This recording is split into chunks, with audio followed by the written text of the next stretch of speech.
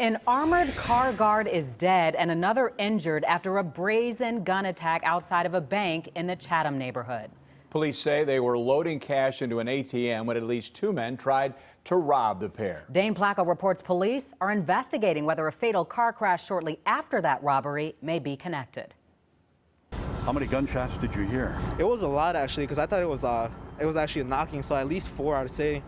Witnesses say it happened in an instant around 10:20 this morning. Two employees of Garda Security were loading cash into an ATM behind the Bank of America at 83rd and Princeton. Their armored car parked in the drive-through lane.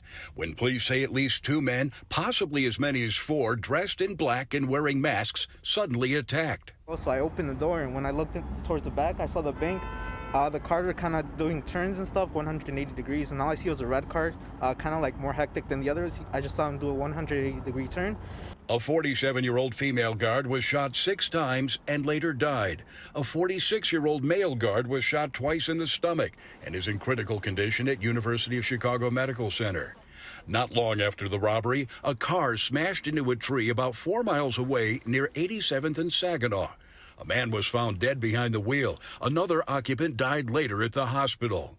Police are investigating whether the men and the car are connected to the bank robbery and another robbery that happened at a cell phone store around the same time. This job can be incredibly dangerous. I mean, you have to think about it. We transport what everyone wants, and that is money.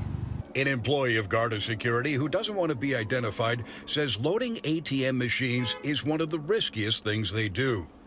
As an armored car professional, is probably debatably the dangerous operation to do. In a statement, Garda Security says they're working closely with police and FBI on the investigation and also supporting the guards' families. The Bank of America also put out a statement with their condolences. In Chatham, Dane Placco, Fox 32 Chicago.